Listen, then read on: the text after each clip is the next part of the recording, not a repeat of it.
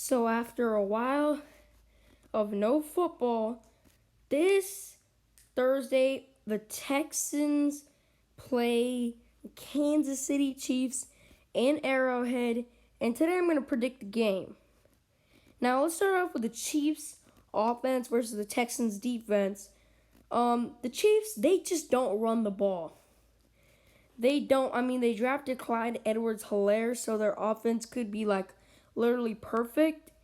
But Clyde Edwards-Helaire is not a complete running back. Clyde Edwards is a receiving back, a very good receiving back. He could win very many matchups. He's a very good receiving back, but he's not a complete running back. And the Texans tend to stop the run pretty well. So the run game for Kansas City does not scare me whatsoever. Now the tight ends and the Chiefs passing game versus the Texans DBs does scare me. If Garyon Conley would have played, I would have not thought this game would have been that close. Garyon Conley makes a big difference because the Texans have to choose whether are they going to put Lonnie Johnson on the Chiefs' second wide receiver, which could be McCall Hardman or Sammy Watkins. Are they going to put Lonnie Johnson on them? Or is Lonnie going to be on Travis Kelce? Now, before we get into that, let's look at the injury report. For the Texans, Brandon Cooks with a quad is questionable. Philip Gaines, hamstring. Cullen Gillespie, hamstring. Jonathan Grenard, ankle. And J.J. Watt, not injury related. So, I expect Brandon Cooks to play. Brandon Cooks is not going to miss this game. Philip Gaines and Cullen Gillespie, are they really that big in this game? J.J. Watt, he's playing. If it already said that wasn't injury related. And Jonathan Grenard, he wasn't going to get much playing time anyways. And I do think Jonathan Grenard will miss this game. I believe before this ankle injury, it was a hamstring for Grenard, so he's been a little bit banged up to start his career. I think they're going to let him rest because they do need him next week against the Ravens. So I think that's what they're going to do with him. Now, back to the passing game. Or before we do that, let's look at the Chiefs injury report. Now, Andy Reid said that all 53 players will be playing, so it really doesn't matter. They have Travis Kelce, Derek Natty, Juan Thornhill. So that's the Chiefs injury report right there. Travis Kelce, he's going to play.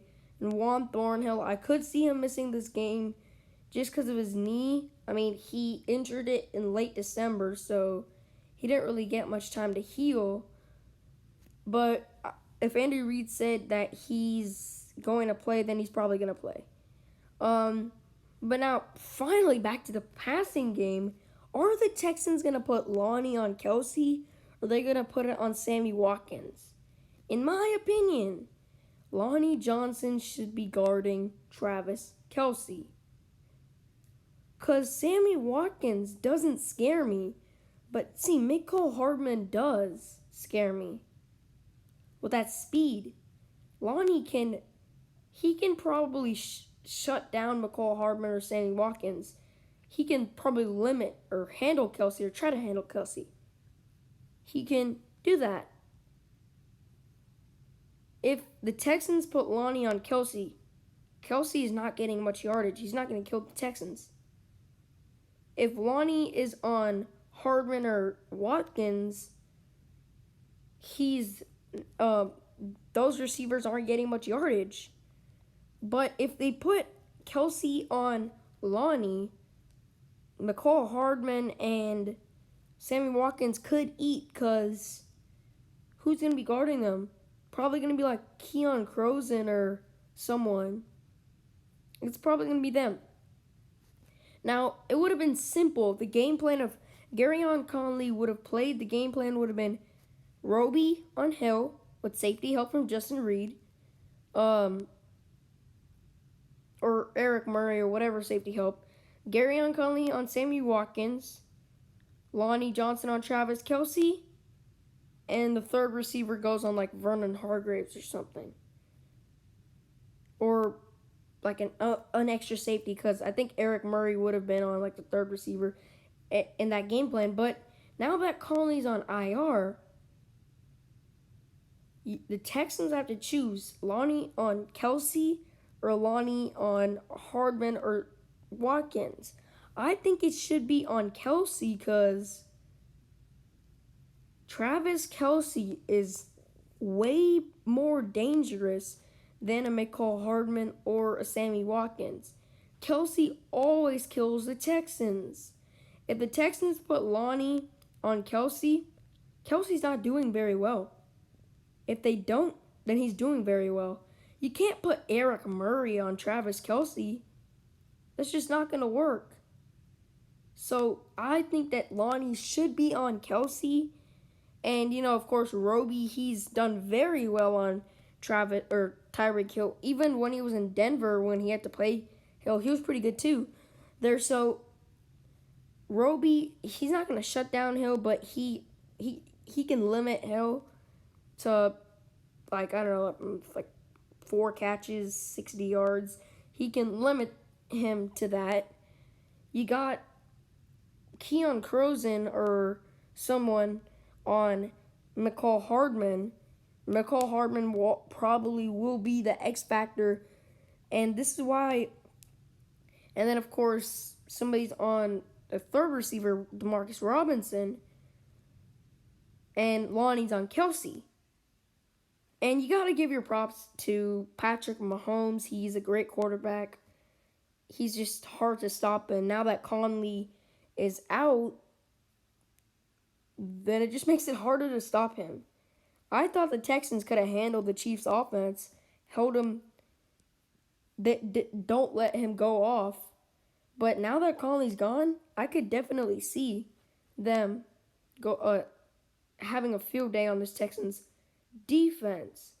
Now, I mentioned earlier how Clyde Edwards-Helaire is a really good receiving back. Please no Bernardrick McKinney on Clyde Edwards-Helaire. Clyde Edwards-Helaire is so good that even Dylan Cole and Zach Cunningham can't cover him. Now, they can limit him, but if you put McKinney on Edwards-Helaire, you're basically losing the game. Please don't put him. You can put in Dylan Cole. He'll probably limit him. You put in Zach Cunningham. He could do the job. He could get the job done. Please no McKinney though. Make McKinney come in on third down or first and second down when you know it's gonna be running plays, so he can stop the run. Please don't put him on obvious passing downs like 3rd and 8. Don't put him in on 3rd down. Period.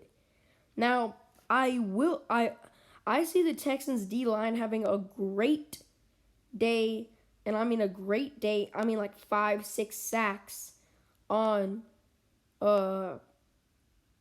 Patrick Mahomes, because Mahomes really has no offensive line. I mean, Eric Fisher's a scrub. Mitchell Schwartz is his only good offensive lineman. They lost Duvernay Tardif to opt out. So the Chiefs, and then, of course, Martinez Rankin and Cam Irving are really not that good.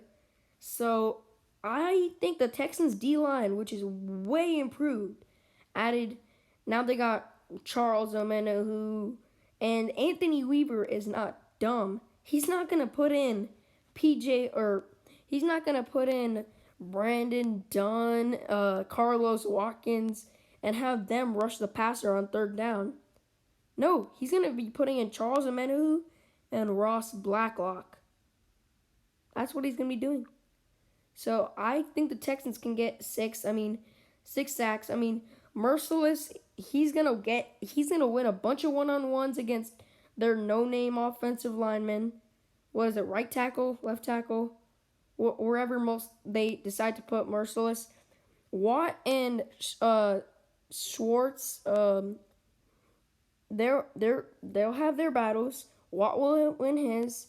Schwartz, he'll stop Watt sometimes. So it's gonna be back and forth with them. But Merciless, Blacklock, Omenahu, I expect them to get some sacks. I think 6 sacks, somewhere around 5 to 6 sacks on Mahomes, and a bunch of pressure. A bunch of pressure. And I think that's going to be the key to stopping Mahomes.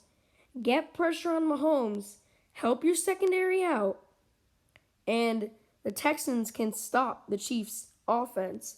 Not stop them like hold them to 2 points. No, hold them 30 points. Because you're not stopping Mahomes. Not even the Bears' defense from 2018 could stop Mahomes. Not even the best defense in the league like the Ravens. The Ravens have the best defense in the league. They're not stopping this Chiefs offense to 0 points. Like I said it before in one of my divisional prediction videos, it's hard to stop this Chiefs offense because they have Patrick Mahomes. So I really, really think highly of Mahomes, and I think get pressure on Mahomes and you have a chance to win. Now, on the other side of the ball, Texans offense versus Chiefs defense. The run game. The Texans should be able to run all over the Chiefs. The Texans have 2 running backs that can catch the ball and run the ball. David Johnson, look for over 100 yards, maybe even over 150. David Johnson should have a field day. DJ, this is your chance to prove something. Prove that you are still your elite self and rush for over 150 yards. David Johnson, I could definitely see David Johnson doing that. Easy. Chiefs don't have a good defense, period. I mean, Frank Clark, he's not amazing. He's good. He's a good player. Chris Jones, he's good too. He's their only star player in that defense. Tyrann Mathieu, overrated. Tyrann Mathieu's overrated as anything. Like, Tyrann Mathieu's the most overrated player in the league. Maybe after Jadeveon Clowney, but he's an overrated player. Charvarius Ward's not a good corner. Juan Thornhill, I love Juan Thornhill. I love me some Juan Thornhill. He's a good player. I think he's going to be very good. Yeah, it's really only Chris Jones, Frank Clark, and Juan Thornhill. That's the only talent they have on this defense. Anthony Hitchens is a scrub. They have like all these pass rushers like Passanio, Derek Nottie, and all these other pass rushers that are rushing the passer on every down next to Frank Clark and Chris Jones. So I think the Texans' offensive line will be pushing around this Chiefs D-line, and they're going to be very motivated because the Chiefs, for whatever reason, decided to put the Texans players' name, or Texans players' offensive lineman pictures on trash cans to practice against them. Now, shout out to 713 Houston Sportscast. He put Tyreek Hill, a picture of Tyreek Hill on his trash can, and he and his friends were throwing darts at a Patrick Mahomes picture. So that was funny. But yeah, I think the Texans' offensive line will be very, very motivated, and the Chiefs' D-line is nothing special. Yeah, they got Chris Jones and Frank Clark, but Titus Howard can handle Chris Jones or handle Frank Clark. Max Sharping is a very good player. He can handle Chris Jones. He's going to have help from Nick Martin.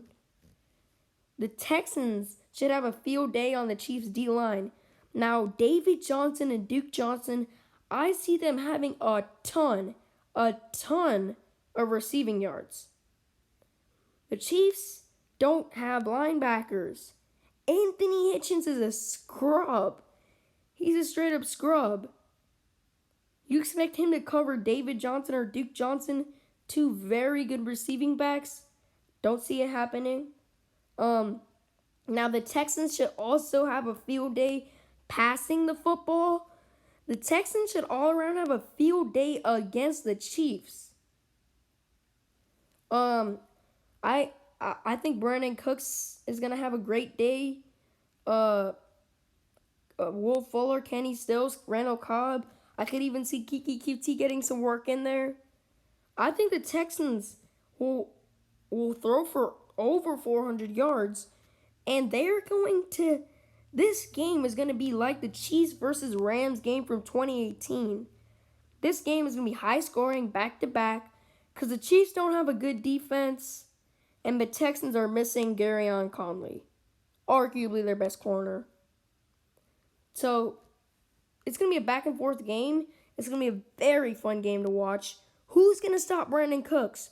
Who's going to stop Will Fuller? I know the Chiefs are going to come in here very, very, very cocky because they won the Super Bowl and everyone's going to be picking the Chiefs. And you know what? The Texans are going to come in here looking for revenge, and they are going to defeat the Super Bowl or the defending Super Bowl champs. My prediction to this game is 51-45 Texans win. The Chiefs just straight up don't have a good defense.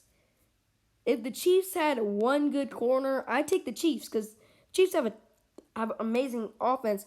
But who's going to stop Brandon Cooks? If the Chiefs had a good defense, or at least an average defense, the Chiefs would win this game. But the Chiefs have a terrible defense, one of the worst defenses in the league, probably even the worst defense in the league. The Texans are going to come in here, they're going to kick the Chiefs' ass, and they're going to win this game. I think 51-45 Texans win. But yeah, comment down below your predictions to this game. And yeah, that's pretty much it for my video. See you guys in my next video.